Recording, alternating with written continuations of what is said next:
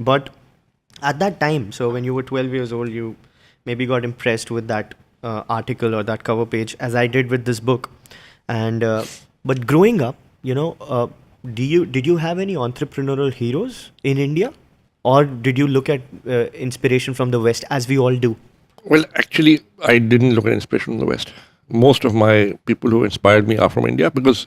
But that's a 1970s, 80s pre-liberalization, license Raj, on steroids. Nobody, not really big entrepreneurial success stories except for Infosys maybe, and folks like that. So listen. So I mean, you were charting your own path. Mm-hmm. You were not looking for a role model or a hero. Mm-hmm. So essentially, I learned from many people Mm-hmm. whom I interacted with, whether it was my classmates, my teachers, my parents, Mm-hmm. my colleagues in my first job. I think at Lintas, my first job straight after college. Mm-hmm. I learned a lot there. Just as a child learns the most in the first 4 or 5 years of his or her life, Mm-hmm. I think in your work life, you learn the most in the first 4 or 5 years of your work life. Mm-hmm. And that shapes the future. Mm-hmm. So I was very fortunate to work in Lintas with some very bright people in a very good organization, good practices organization, where I learned so much. About 100 different things, whether it is people management, whether it's personal organization, whether it is communication, whether it's strategy, whether it's the consumer, 20 different things. And I think that has, my first 3 years at Lintas have shaped the rest of my working life. But you didn't have anybody to look up to? You didn't look up to anybody? I looked at many people. Like Okay, so my bosses, my colleagues, No, but no entrepreneur, so to speak? no. Nobody. Well, that's interesting. No. No, but you see, you were inspired by the Tata Group. You were inspired by Infosys. Mm-hmm. Right? Yeah, that's what I mean. Okay. In that era, sir, before 1991, India didn't have much to talk about. Tatas and all the businesses that we had, Singhanias, they were like 100-year-old. जो entrepreneur होता है ना, वो he doesn't need a role model, Okay, that's pretty interesting. or he doesn't need one single role model. Yeah, that's true. You have many sources of inspiration, Mm-hmm. and you're learning all the time, Of course. and your drive is internal. Mm-hmm. And even, sir, in that era, essentially businesses were not looked upon very favorably. Businesses were essentially, So that is true. was not a respected sort of a thing. That is to see. I grew up in an era, in the 60s and 70s, when the rhetoric was entirely socialist. Yeah. Even though India was a mixed economy, the rhetoric was socialist. If you had, Babu Shahi on steroids. I think, you see, in a country that had been colonized by a company, it was perhaps a natural reaction Okay.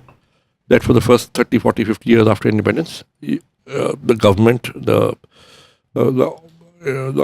intelligentsia would all move away from capitalism because you don't trust companies.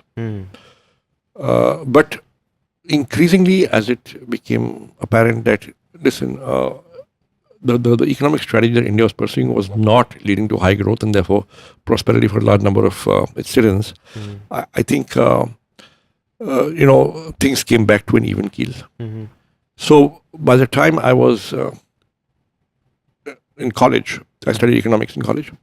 मुझे याद है, I went for the IIM Calcutta interview, and in my third year in college. I'm Calcutta interview, third year. Okay.